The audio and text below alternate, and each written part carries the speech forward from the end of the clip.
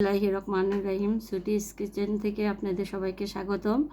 আমি একটা রাজকীয় সবজি নিয়ে আপনাদের সামনে আসছি। এখন দেখাবো এই রাজকীয় সবজিটা তৈরি করতে কি কি লাগে। প্রথম পেঁয়াজ লাগবে, টমেটো লাগবে, তারপরে কাঁচামরিচ লাগবে, তারপরে এই জায়গায় পেঁপে আছে আমি কুচায় রাখছি, পেঁপে লাগবে, গাজর আছে গাজর কুচায় রাখছি আগে থেকেই, গাজর লাগবে, মুগ ডাল আছে, মুগ ডাল বাছতে হবে, বাইজা একটু ভিজায়া রাখছি। এখন এগুলা দিয়ে আপনাদের সুন্দর একটা রাজকীয় সবজি দেখাবো। এটা বাচ্চারাও খেতে পারে, বড়রাও খেতে পারে, খাইতে খুবই সুস্বাদু। এখন আমি রান্নায় চলে যাব, রান্না করে দেখাবো কিভাবে করতে হয়। বিসমিল্লাহির রহমানির রহিম। আমি একটা পাইপেন বসায় এসেছি, এখন একটু গরম হতে হবে।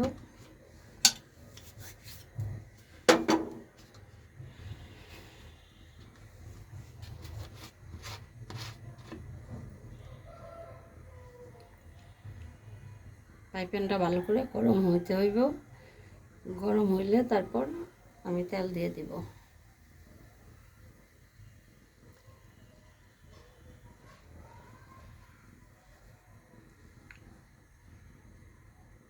হয়ে গেছে, এখন আমি তেল দিচ্ছি পরিমাণ মতো, একটু বেশিই লাগে সবজিটা করতে।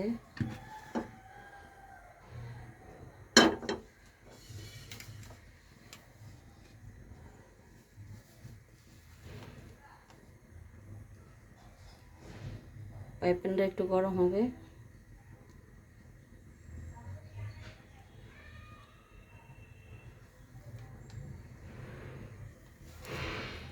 তারপর পেঁয়াজ দিয়ে দিলাম,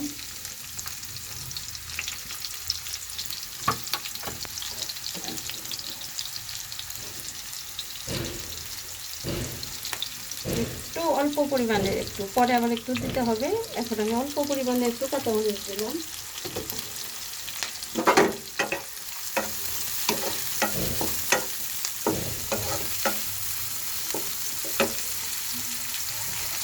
তেল লাগবে আর একটু,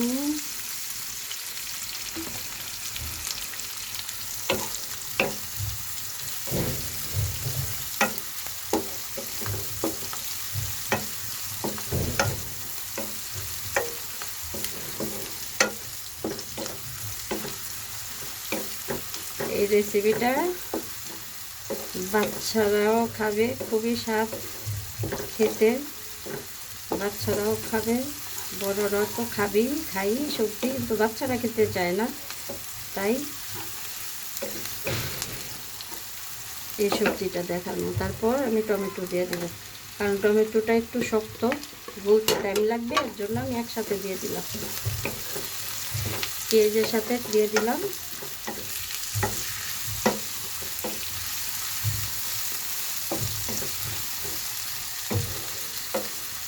টমেটোটা একটু গলতে হবে, এখন আমাদের অপেক্ষা করতে হবে।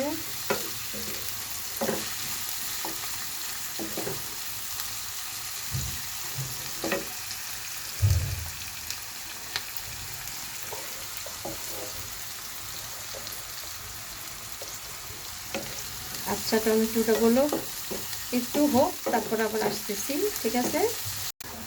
টমেটোটা প্রায় গলে গেছে, হয়ে আসছে। এখন কি কি লাগবে সেটা দিচ্ছি। একটু হলুদের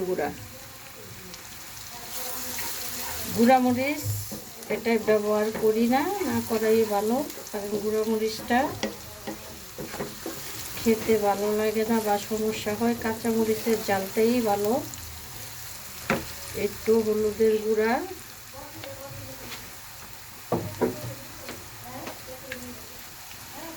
তারপর লবণ পরিমাণ মতো,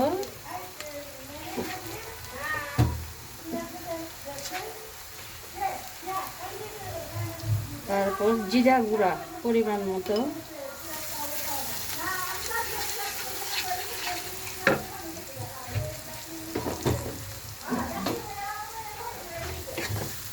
একটু কষায় নেবেন, ঠিক আছে?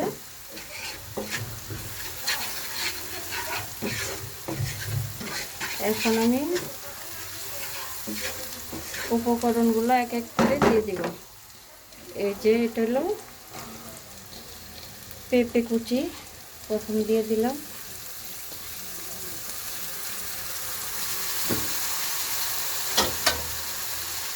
এটা গাজর কুচি দিয়ে দিলাম।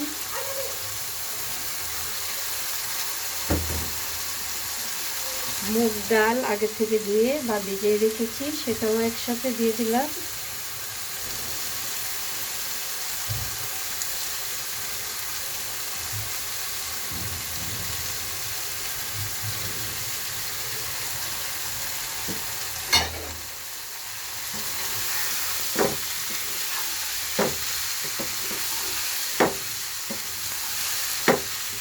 এটাকে বলে রাজকীয় সবজি।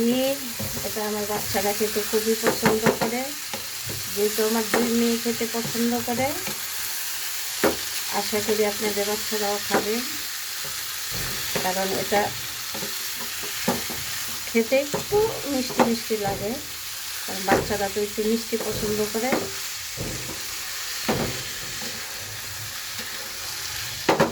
ভালো করে মিশিয়ে নেবেন, পানি লাগবে না। ওই সবজিটাতে যা পানি ছিল ওইটাই সিদ্ধ হয়ে যাবে, এক্সট্রা পানি লাগবে না। দেখেন কি সুন্দর একটা কালার আসছে।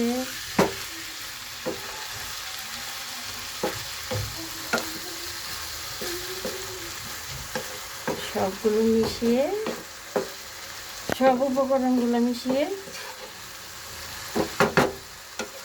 হালকা চুলাটা লো মিডিয়ামে দিয়ে এখন ঢাকনা দিয়ে অপেক্ষা করতে হবে যতক্ষণ পর্যন্ত না হয়। হইলে তারপরে আমি আবার আসছি। একটু ঢাকনাটা খুলে দেখতে হবে কি অবস্থা সবজিটা। এই যে বললাম না যে পানি লাগবে না, সবজিটার থেকে পানি উঠে সেটা দিয়ে সিদ্ধ হয়ে যাবে, এক্সট্রা কোনো পানি লাগবে না। এই যে আমারটা প্রায় সিদ্ধ হয়ে আসছে।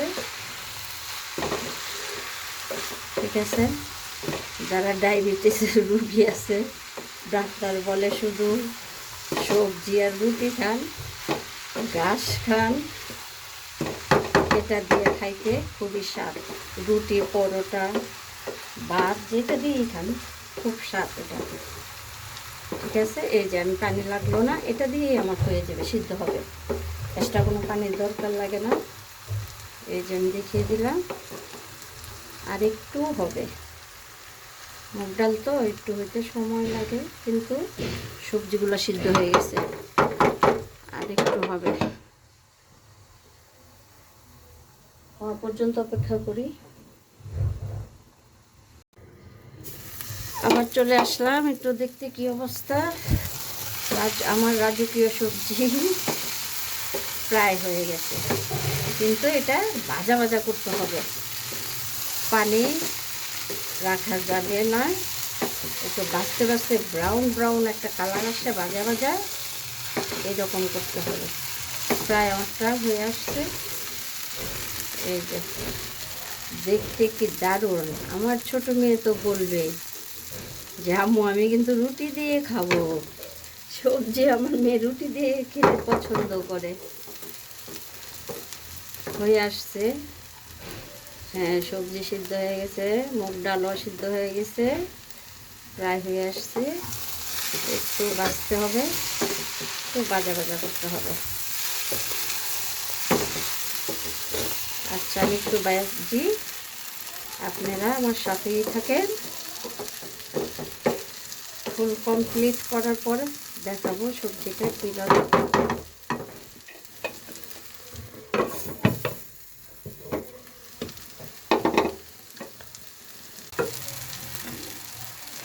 সবজিটা প্রায় শেষ হয়ে গেছে, বললাম লাস্টে একটু কাঁচামরিচ রেখেছিলাম, এটা একটু দিয়ে দিব এইভাবে।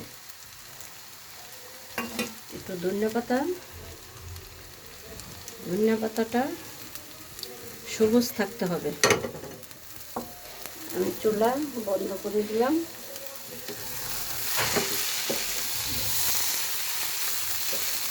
সবুজ সবুজ ধনিয়া পাতাটা থাকলে কালারটা সুন্দর দেখা যায়, আর সিদ্ধ হয়ে গেলে কালারটা ভালো লাগে না দেখতে। এই যে আমার হয়ে গেছে, এখন আপনাদের সামনে নিয়ে যাব।